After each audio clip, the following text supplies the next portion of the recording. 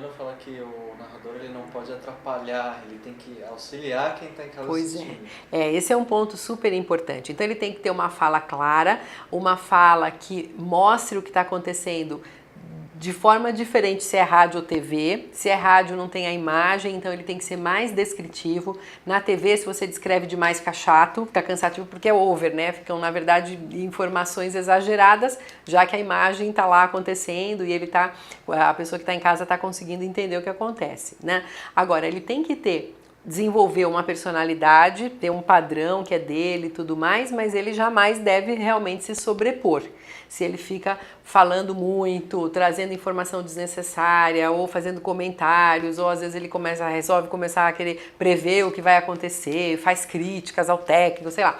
Muitas vezes, no excesso de comentários, você pode acabar atrapalhando quem está assistindo, né? E algumas pessoas fazem isso, e aí quem está ouvindo fica realmente incomodado.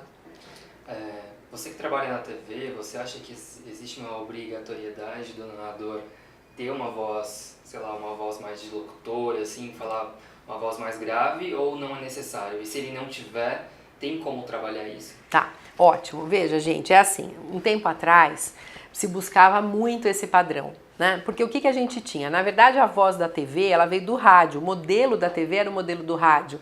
E o rádio, lá atrás, no início, ele era um objeto com uma dificuldade técnica muito grande na transmissão dos sons. Então, chiava muito. Se a gente assistir um filme de época, é super comum a gente ver aquele rádio enorme no meio da sala, né? E com barulho, com chiado. Então, na época, se dava preferência para as vozes mais graves, porque a voz grave consegue se sobrepor ao ruído.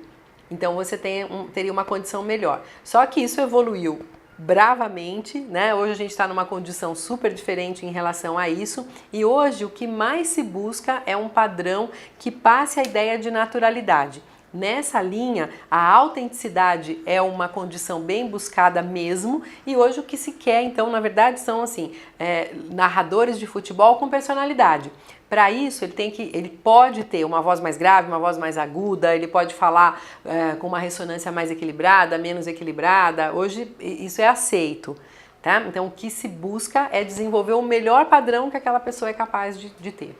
Então não existe uma faixa ideal de frequência de voz para narrar? Não existe. Isso não é oficialmente pedido. A gente tem narradores hoje com vozes mais graves, com vozes mais agudas. Só para vocês terem uma ideia, a faixa masculina de tom de voz, de frequência de voz, varia de 80 a 150 Hz. Você teria lá perto do 80 pessoas com vozes muito graves. Mário Covas, por exemplo, tinha cerca de 84 Hz de frequência.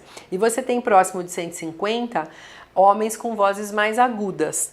Tá? Você tem toda essa possibilidade. Claro que sempre, qualquer extremo gera um certo incômodo, porque a pessoa que está ouvindo muitas vezes se atém mais àquela voz diferente, ou grave demais ou aguda demais, do que propriamente ao que o narrador está dizendo, está narrando, né?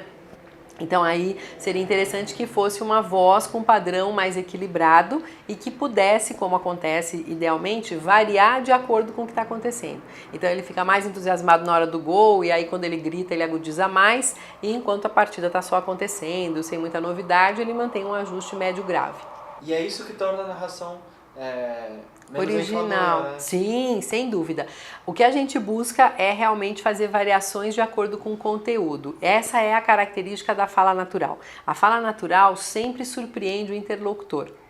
Você tem o contrário disso, que seria um padrão artificial, quando existe algum tipo de previsibilidade. Então aquela pessoa que pausa sempre no mesmo lugar, aquela pessoa que finaliza sempre de forma ascendente, por exemplo, que enfatiza sempre, sei lá, a última palavra da frase, ela imprime uma ideia, uma característica de artificialidade na narração dela, porque isso não é natural, né? Então, na prática, o ideal é que a pessoa se prepare fora de campo, ou seja, que ela faça um acompanhamento, faça uma avaliação, identifique seus pontos fortes e fracos, faça exercícios periódicos para manter esse aparelho fonador azeitado, bem desenvolvido, e lá na hora que ela seja capaz de entrar entre aspas, no espírito da coisa, saber aquilo que ela está falando, para que assim, com o corpo desenvolvido, com esses ajustes treinados e trabalhados, na hora ela possa simplesmente se envolver emocionalmente com o que está acontecendo